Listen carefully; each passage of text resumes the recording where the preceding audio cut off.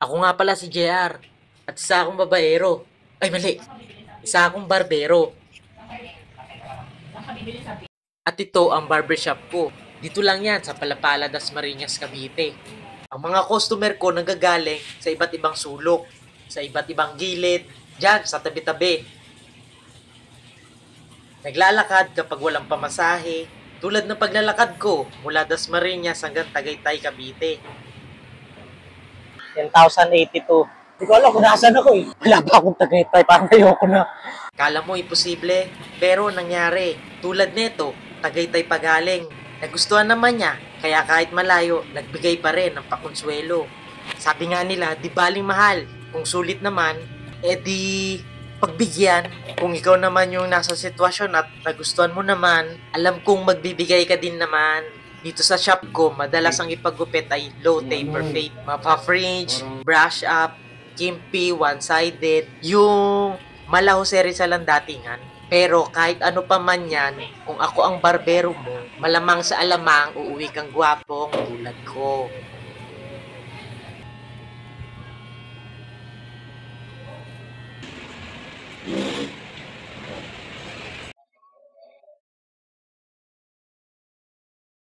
Nakapatingin si Kim.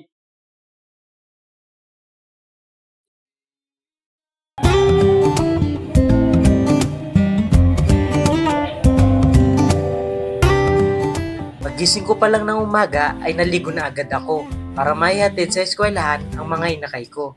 Dahil papasok sila ng maaga. Proud ako sa mga inakay ko, mga bagay na hindi ko nakakamit noon.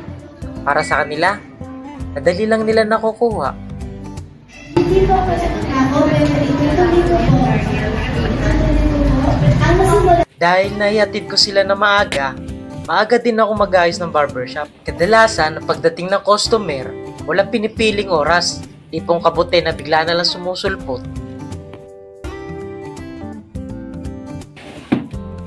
Unang customer para sa araw na to, mid taper fade ang ipinagupit niya. Ganda. Stig ng At ayun, sumama ang panahon. Kaya hindi araw-araw ay Pasko. Kaya naisip kong magluto ng nilagang baboy. Dahil sa biglang paglabig ng panahon. Habang nanonood ng Waikiki at nag-edit ng mga videos. Hanggang sa hindi ko na namalayan yung oras. Wala kasing tumatawag para magpagupit. Kaya ito, naghahanda na naman ako para magsara ng shop. Bilis ng oras, parang kakabukas ko pa lang, tapos sara na agad. Pero ayos lang, hanggat may bukas, may mga buhok pa din na handang magpatabas.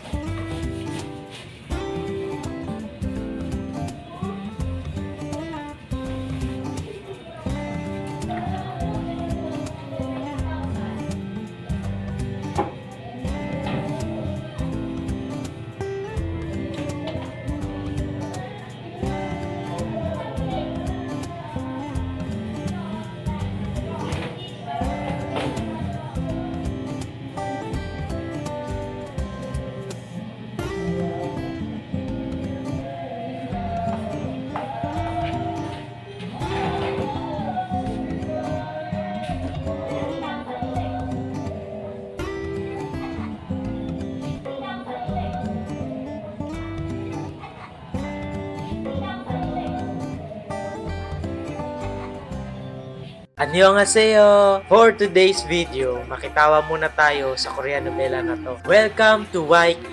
Pamagat pa lang, nakakatawa na, diba? Tapos, post muna kasi magsusundo ako ng mga inakay ko. Sobrang laki ng pinagbago ng eskwelahan na to. Kasi nung nag-aaral pa ako dito, hindi to ganito kaganda. Pero nung masilayan kita, doon ko nasabing, mahal pala kita. Ang una ko namataan dito ay yung panganay ko na hirap sa bitbit niya. Kaya kinuha ko at ipinahanap ko ang anak ko tagapagmana. Dahil ipakakalat niya ang magandang balita. Malapit lang naman ng eskwelahan kaya konting kebot lang ay makakarating na kami sa aming pinanggalingan sa Encantada. At ayun, pinagpatuloy ko ng panonood ng Netflix. Nag-close muna ako ng aking shop kaya ang inaasahan ko ay walang magpapagupit. Tapos nagulat ako may sumisigaw. Jar! Jar! Jar! Jar!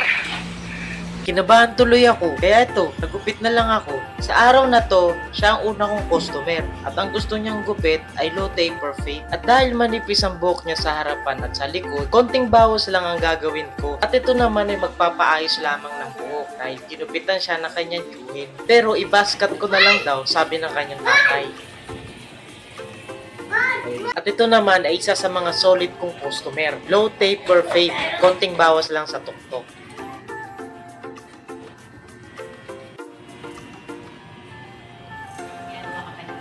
Isa din to sa mga solid kong customer. Security guard, at alam nyo na kapag security guard, kailangan mataas ang bit.